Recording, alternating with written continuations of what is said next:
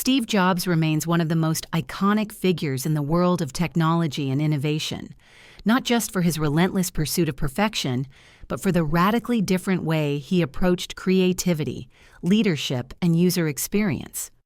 The Innovation Secrets of Steve Jobs explores the foundational principles that powered his revolutionary ideas, his design obsessions, and his vision of what technology should do for humanity. This summary distills the core insights from the book, tracing the thought processes and strategic philosophies that allowed Jobs to consistently deliver breakthroughs at the intersection of art and science. The journey begins with purpose. Jobs believed that to truly innovate, one had to be driven by a cause greater than profit. His passion for making a dent in the universe wasn't just a motivational line, it was a compass. Whether launching the Apple I in a garage or unveiling the iPhone decades later, he operated with a deep conviction that technology should empower individuals and inspire awe. This sense of purpose acted as a filter for every product decision and organizational move. Rather than following the market, Jobs envisioned products that people didn't yet know they wanted, but would eventually come to need. One of the defining traits of Jobs' approach was his belief in simplicity. He viewed simplicity not as the absence of complexity, but as the mastery of it. From the graphical interface of the original Macintosh to the minimalist design of the iPod and iPhone, Jobs obsessively removed unnecessary elements. The product had to be intuitive at its core. He often pushed his engineers and designers to strip a feature down to its essence, asking not what more could be added, but what could be taken away. The result was a clean, seamless experience that hid the complexity behind a layer of elegance and ease of use. Innovation, in Jobs' world, also meant connecting disciplines. He famously dropped out of college but continued attending calligraphy classes, which influenced the beautiful typography on the first Macs. He brought art into engineering, design into computing, and emotion into functionality. He saw no borders between the humanities and technology, insisting that the best ideas emerged when you merged creativity with science. This interdisciplinary approach allowed Apple to build products that didn't just work well. They felt personal, beautiful, and emotionally resonant.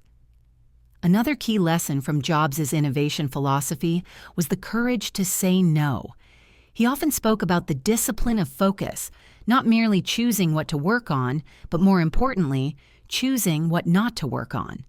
Under his leadership, Apple repeatedly eliminated product lines, cut distractions, and honed in on a few offerings that received total attention. Jobs believed that innovation flourishes not with the proliferation of options, but within the narrow constraints of absolute focus and refined execution. He also understood the power of storytelling. Every product launch was a carefully orchestrated performance. Jobs didn't just sell gadgets, he built narratives. Each keynote walked audiences through a problem, built tension, and then unveiled a solution that felt inevitable in hindsight. He gave products a sense of destiny, making people feel they were part of something greater. This ability to tell a compelling story around innovation was central to Apple's brand and to its customer loyalty. Customer experience to Jobs wasn't an afterthought. It was part of the design. He looked at every touch point, from unboxing to using the product day to day, and insisted on delivering delight at every step. Even the packaging had to reflect Apple's values of elegance and quality. He viewed the user not as a consumer, but as a person who deserved joy, simplicity, and empowerment. This mindset turned loyal customers into evangelists and positioned Apple as a brand people felt emotionally invested in. He didn't just want customers to buy an iPod, he wanted them to feel the magic of holding their entire music library in their pocket. This concept of emotional ownership, how a product made you feel when you touched it, unboxed it, and interacted with it, was central to Apple's innovation model. Jobs designed for delight. He understood that customer satisfaction wasn't just about functionality, but about creating moments of wonder that turned ordinary users into lifelong brand advocates. Another distinct insight was Jobs' commitment to controlling the entire ecosystem. Most tech companies focused on building great hardware or software, rarely both. Jobs believed that to deliver a perfect experience, you had to control it end to end. That's why Apple devices came tightly integrated with their own operating systems, services, and even proprietary accessories. This vertical integration allowed Apple to fine-tune every aspect of the user experience, something that no fragmented collaboration between companies could achieve.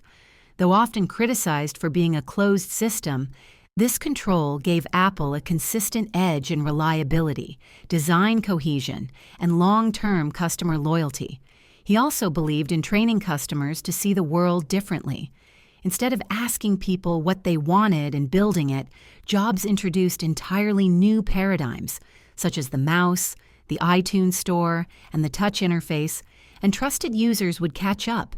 His confidence in human adaptability and his willingness to challenge consumer habits underscore a boldness rarely seen in product development. Jobs didn't just meet expectations, he reshaped them. Jobs' approach to teams and hiring also contributed to Apple's innovative edge. He believed in assembling A players and giving them room to challenge each other. Conflict wasn't avoided, it was encouraged, as long as it was in service of excellence. He was famously demanding, but he also created an environment where people pushed beyond their perceived limits. By setting an impossibly high bar and refusing to compromise, he created a culture that constantly aimed for breakthroughs instead of mediocrity. Jobs also had a unique relationship with failure. Though he demanded excellence, he wasn't afraid of flops. The Apple Newton, the Power Mac G4 Cube, and even the early versions of Mobile Me failed, but each misstep informed the next leap forward. Jobs used failure as an active part of innovation, not something to be feared, but something to be mined for insight. His return to Apple after being ousted in the 1980s was itself a comeback story fueled by humility and evolution. He brought with him lessons from Pixar and Next, which he integrated into Apple's revival strategy. This resilience demonstrated that innovation is not a straight line. It often involves circling back with greater clarity and conviction. Finally, one of his subtler insights was around patience. While Jobs is often portrayed as impulsive and impatient, he was also willing to wait for the right timing. He shelved projects that weren't yet ready, delayed product launches to perfect a design, and didn't let hype dictate release schedules. This patience, though paradoxical to his intense drive, reflected a deeper understanding of innovation, that timing can be just as crucial as the idea itself. What ultimately tied all of these philosophies together was Jobs' commitment to authenticity.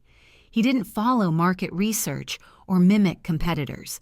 He followed his intuition, guided by his personal standards and vision for how technology should enrich life. This internal compass allowed him to stay ahead of trends, to build what people would love before they knew it themselves, and to ignore the noise in favor of the signal. In essence, the innovation secrets of Steve Jobs is not just about the man, but about a mindset. It reveals how visionary thinking, coupled with relentless execution and emotional design, can produce innovations that change the world. Jobs' legacy teaches that true innovation is messy, risky, and deeply human. It emerges from passion, thrives on simplicity, and endures because it touches something universal. And perhaps most importantly, it reminds us that anyone willing to think differently can shape the future. Thank you so much for listening and joining us. If you enjoyed this summary and found it valuable, don't forget to like, share, and subscribe for more in-depth book breakdowns. Stay curious, keep learning, and we'll see you in the next video.